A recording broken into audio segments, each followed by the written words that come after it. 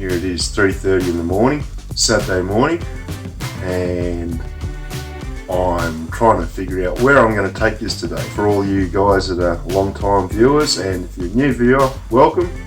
This might be something you like, it might be something you hate. You'll have to stick around and find out. Let's go out towards Hill End today.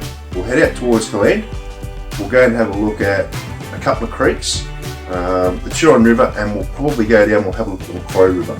First thing I need to do, I need to empty my sniffer bottle from the last trip out and put it in the drying bowl, and then I'll get ready, grab some stuff, and we'll head on out. The drying bowl, that's just where I put all the gold that I keep getting on each trip. We'll tip it in, and we'll have an empty sniffer bottle for today. Looks nice, doesn't it? Gold's just got that magic colour to it. Alright, empty sniffer bottle. Alright, I'll get some gear together, grab some food and drink, we'll jump in the vehicle, we'll head on out and see what we can find today. Let's go.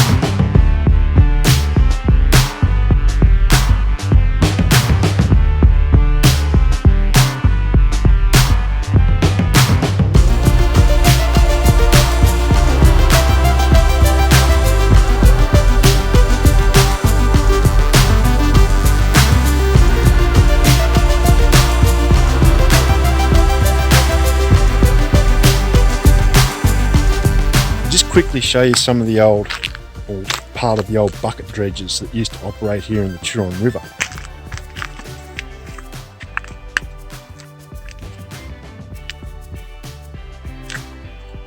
So there were a number of bucket dredges that did operate in this river during the gold rush days.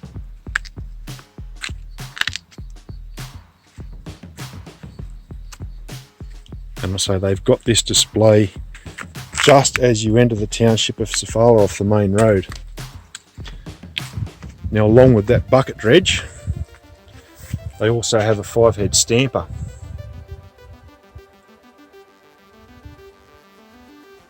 You're not going to get a real good look at it because I say it's still fairly dark. We've come out to see if we can find some gold, and in order for me to do that, I need to head out towards Hill End and see if I can find a couple of locations out there to work and see if we can get some gold. So we'll jump back in the vehicle and we'll keep on going.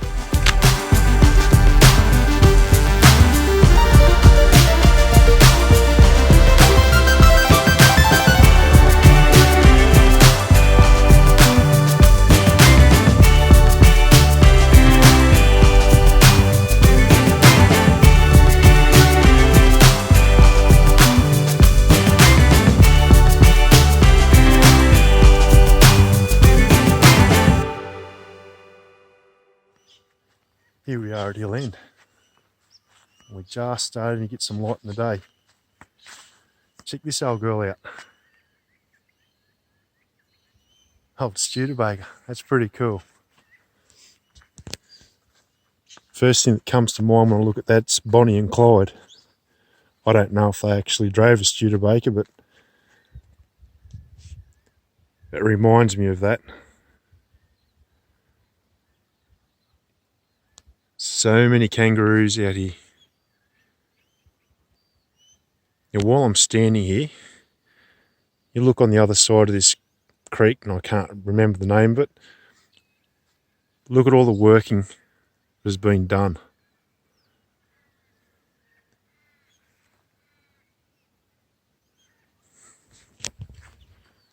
For those of you that don't know about Hill End, it was an extremely rich area for gold. There was a lot of work done here during the gold rush period, and still to this day, the largest mass of gold ever discovered came from this location. One of my previous videos where I talk about Hawkins Hill, well, Hawkins Hill was the main area that they worked reef gold, and that is where the Holterman nugget came from. And that, I say, today, as far as I know, is still the largest mass of gold, not nugget, mass of gold ever discovered.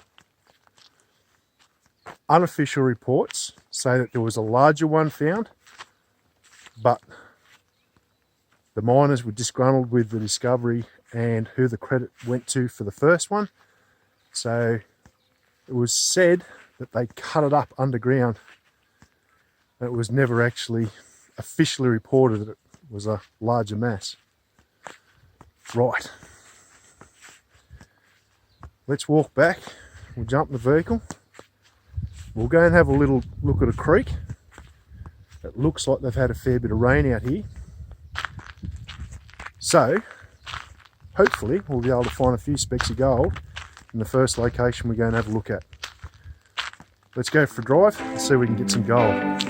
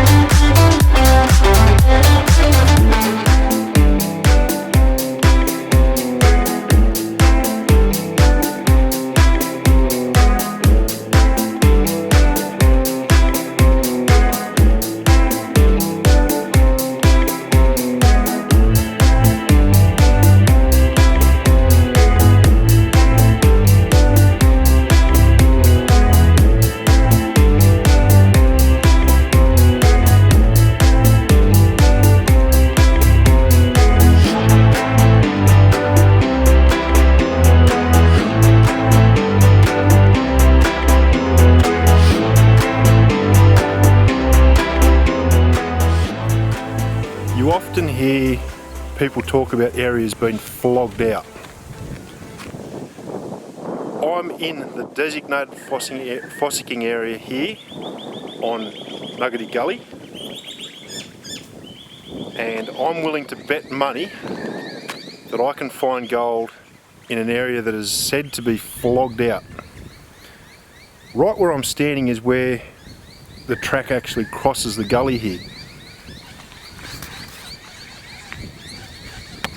You can see that's where I've pulled up. There's the track.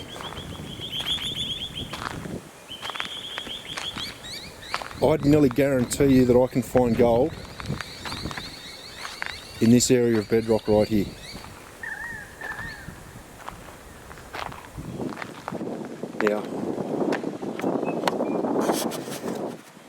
I may just prove myself wrong. But past experience, and I say I've been doing this for many years, always tells me that the most obvious spots of all are normally the ones that people walk straight past. As I said, an area that is said to be flogged out, that's said to have been flogged out for years and years and years. This I just want to highlight to everybody that watches this channel, that don't ever take any notice of what people say about an area. If it's been flogged out, that doesn't mean there's no gold there. And this really does highlight what I'm just about to tell you. So, even if you are a complete and utter novice, never done it before, you have no knowledge on prospecting whatsoever, just up there on the main road is a sign pointing down here saying fossicking area. So you don't need any knowledge to locate this area, you just need to be able to drive along, see the sign and drive down here. Once again, there's my vehicle, right there. I haven't done any four-wheel driving whatsoever to get to this location. I haven't walked any great distances. I virtually took less than probably 12 steps to get to there. One crevice, the very first crevice I worked. I didn't have really expensive tools, and I didn't work extraordinarily hard to get it. Very basic tools.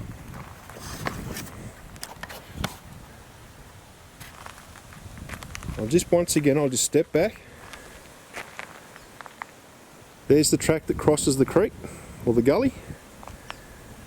And that's the first crevice I worked, right there beside the track. I didn't bust any bedrock. All I did was got in, scraped that crevice clean, and using a brush and a bent spoon, I put it into the pan and washed and panned it. I'm just going to swap hands here because I can't pan, I can't do the clean up with the other hand.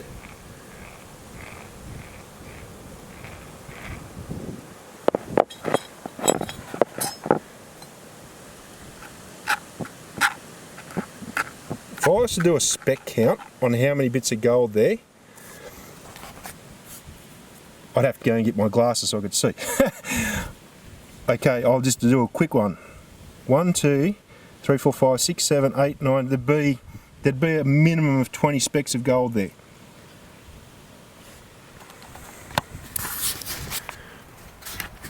So I say, if you've never done this before, don't be intimidated by thinking that you don't know what you're doing and you don't know where to go.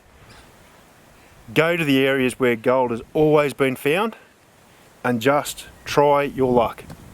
I say, there it is. You can't get any easier than right there. Walk down from the vehicle, first crevice, right there where you cross the gully, and there, say, there's 20 bits of gold.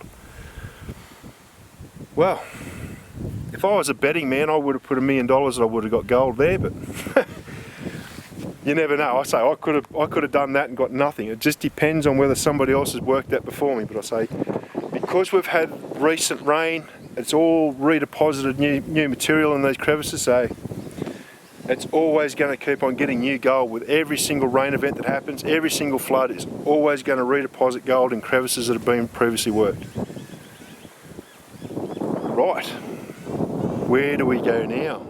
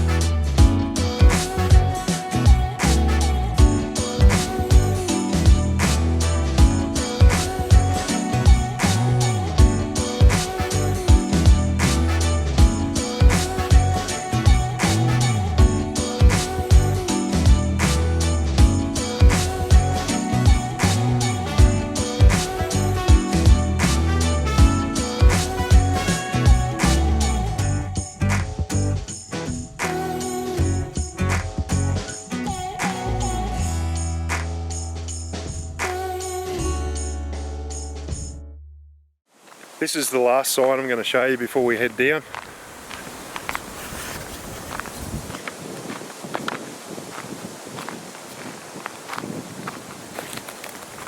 Hawkins Hill. That is where that single largest mass of gold was removed from a hard rock mine.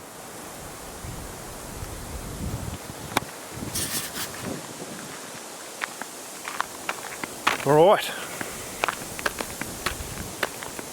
the morning's now slipping away from us. We've already got gold, but I'm still holding out that we might find something a bit better. I was recently asked about where to find gold on the Turon River. The short answer is anywhere. Anywhere along the Turon River you will find gold. Right from the very start, where it starts in the Turon National Park near Sunny Corner, all the way. Anywhere along the Turon River you can find gold. So at the moment we are right at the very end of the Turon River. This is where it joins the Macquarie River, and where I am at the moment, I'm just standing on top of a hill looking down at the junction of these two, or the junction of where the Turon meets the Macquarie. I'll turn you around and just give you a look where exactly I am.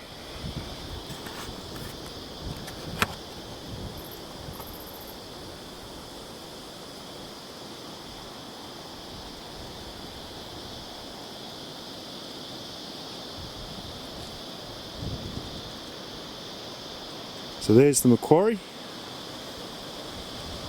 and this is the Turon.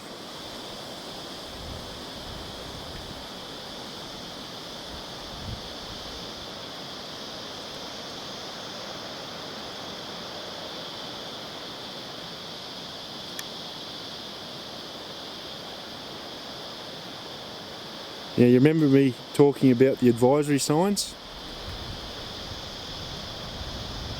When they're talking about steep drop-offs, I think this is what they're talking about.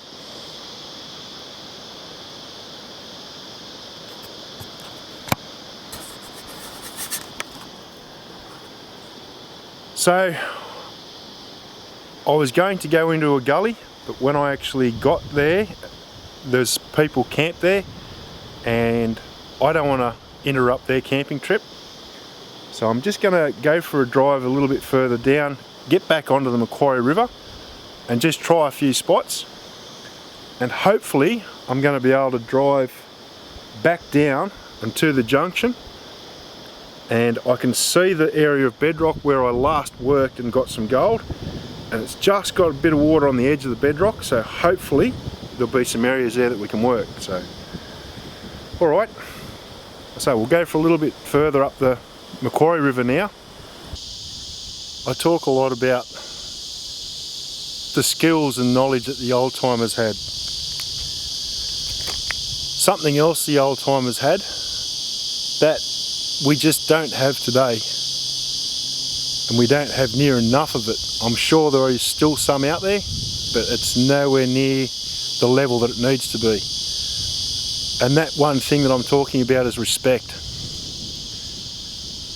Once again, it disheartens me to show you guys this, but this needs to be talked about, because I say this kind of activity is what's going to lead to me being able to take you out into areas like this and show you, because eventually, one day, all these areas are going to be closed.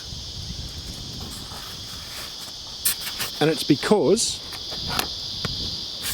people decide that when they come out here to camp,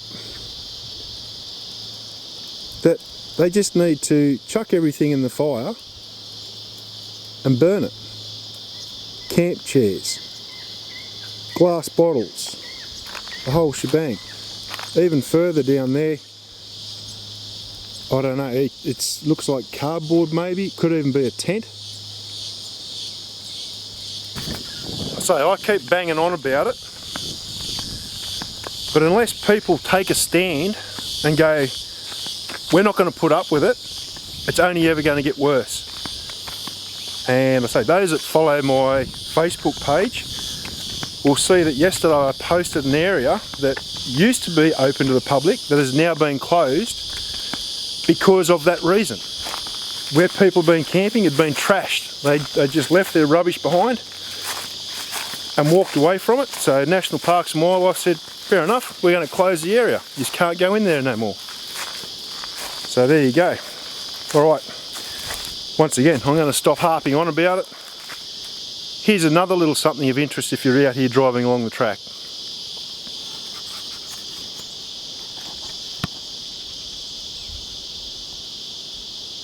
Got the remains of an old building.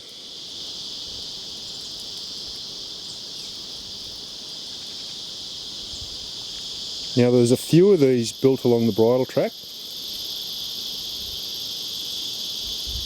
and you may be able to just make out it may have been a window there. At the same time, this building may have not had a single window in it.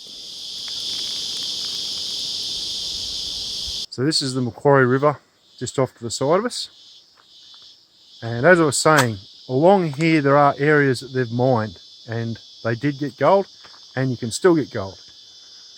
I want to show you something. That way, if you're ever out here, you'll know where to come and find it and have a look for yourself.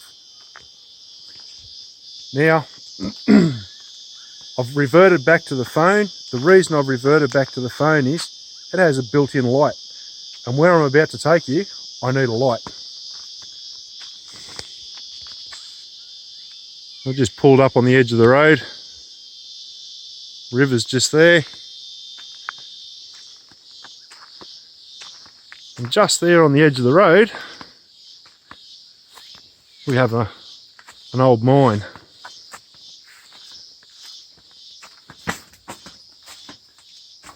Now I don't believe they actually got any gold from here. I think they were just trying to find a vein of quartz that may have contained gold. A drill hole.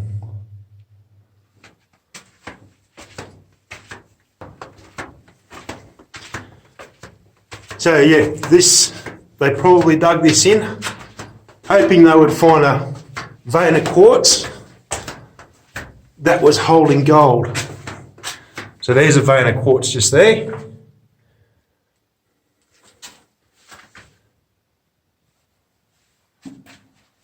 Which is a good vein. She's nice and wide. Do you think they found any gold in it?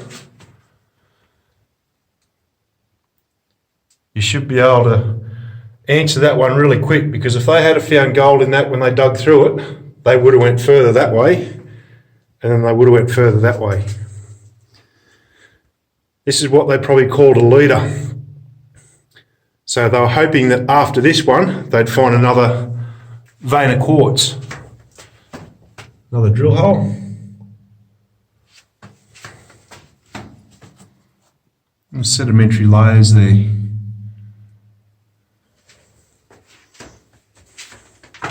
There's another vein. It's only a narrow one, that one.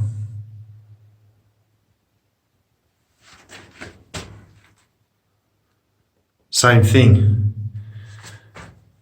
If there had been gold in that quartz vein, they would have continued to dig that vein in both directions, but because they've gone through it, they would have tested it and found nothing. Look at that vein. It's got a bit of a twist in it.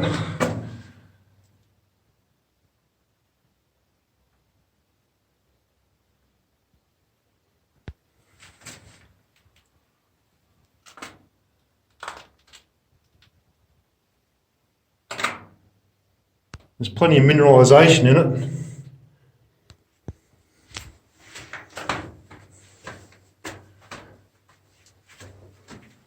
And I say there's another vein there. Once again, not very wide. They haven't chased it off to the sides. And by this stage, when they'd gone through that many quartz veins, and not found anything, they give up. Yes, all that hard work and didn't find a thing. But they did dig an awful long way through this rock to find out there was no gold here. So there you go. There's another little spot of interest if you're out this way. And this isn't the only one. There are a number of these mine shafts that come in off the edge of the track out here. So when you're out here and you're driving along, keep an eye out. Because I say there's a couple. This is quite probably the largest one that's out here, but there are a couple of smaller ones. So I say if you're out here, keep your eye out, bring a torch with you, go and have a look.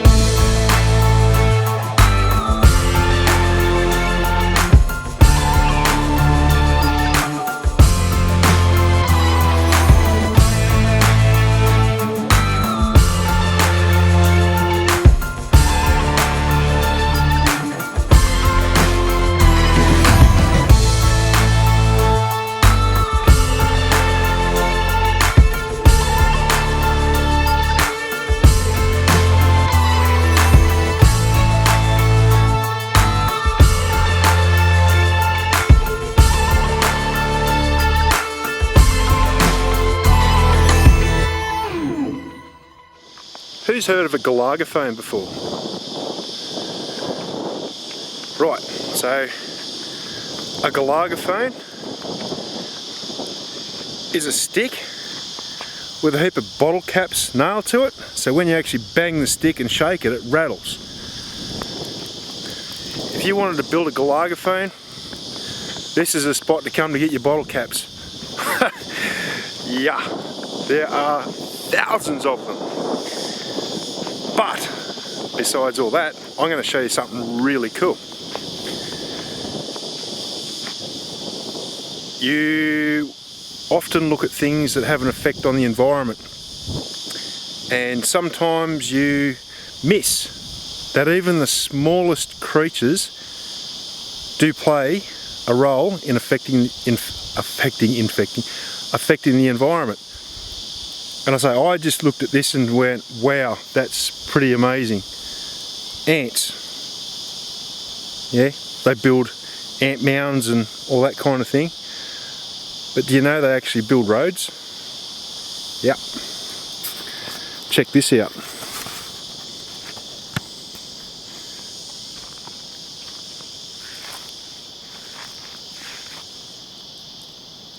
Not really a road as such.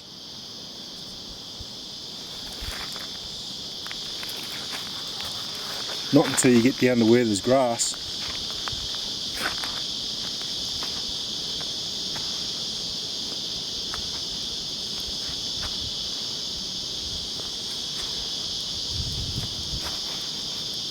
I reckon that's a pretty cool thing to see.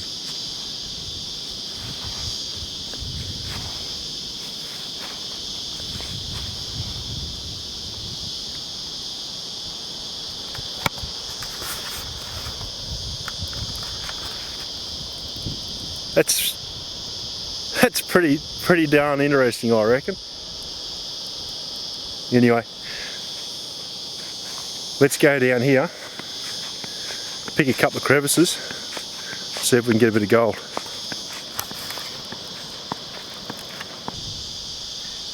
Where I am is an area that only ever gets water when the river's in flood. You see there's a large amount of large stone, like really big bundies. I was just walking along, you see bits of bedrock jutting up amongst all the loose boulders. And I come to here, and we've got a bit of bedrock that's poking up through all the gravels. So there's a couple of spots there that are holding some gravels in the bedrock. In along there. There's a couple over here that I think will be fairly promising. Nice little deep pockets. It should be holding a couple of bits of gold. Then it just goes back into the gravels again. There's plenty of quartz out here. There's a nice big bit just hiding in the gravels. Smaller bit there beside it. And plenty of broken glass. So I'm going to have to be real careful digging in here with my hands.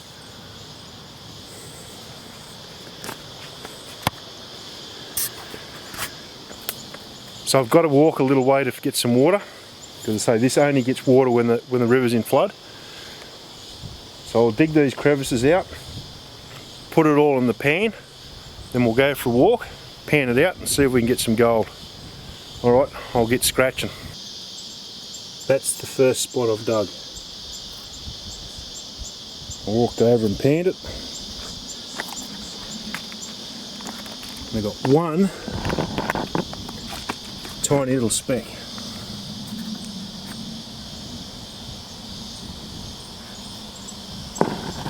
When I say tiny, that's it there, at the edge of my finger. You might not even be able to see it, that's that small. But anyway, gold in the first pan. Now what I am noticing is there is lots and lots of glass through here, and normally wherever you find glass you do find gold. Normally. But the other thing is that everywhere I walk here, even up there, there is broken glass. So it's going to be everywhere. Because there's a campground just here close, every time it floods it washes all those debris from leftover camps and parties and whatever, and it washes them straight into this area because I say I'm on the inside bend, and that's where it all comes around, straight into this little floodway. Right, well I tried to get down to the junction of where the Turon meets the Macquarie, and because of the amount of rain we've had, one of the crossings is badly washed out, so I wasn't even going to chance it. Too far away from home to even run the risk. So I'm heading back home now, and I've come back onto the Turon a little bit higher up, and there were a couple of guys having trouble getting their four-wheel drive across the crossing. I pulled up, they got through, and there's a bloke here panning. I just said to him, how you going? He says, he's not having much luck. I'm going to sort of cheat here a bit, but I'm going to try and see if I can get 20 colours in one pan for him. When I say cheat, I've been here before, and I know, keep coming, and I know where the gold is. So, see if we can make his day.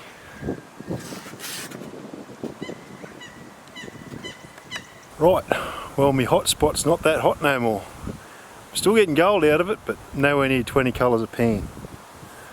So I'll just show you the last pan I washed and the gold I got, and then I'm going to empty the sniffer bottle out and we'll have a look at what we got for the total for the day.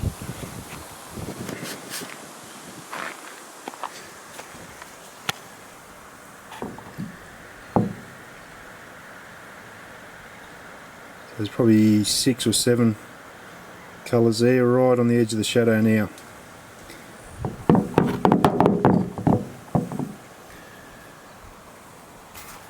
Right, we'll empty the sniffer bottle in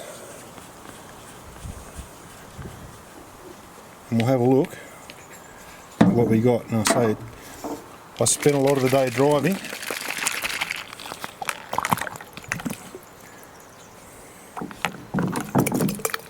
and looking around, looking at different things. I think it gets a bit boring if it's just gold panning all the time, guys, so I'll try and show you some stuff of interest just to make it a little more exciting, a little more interesting I should say, not so much exciting. So that's the day's total. And 2 shotgun lead, because they're worth a fortune, they're worth like 5 times more than the gold. But anyway. Alright, that's it for another one. Please leave a comment, tell me what you think of the new camera.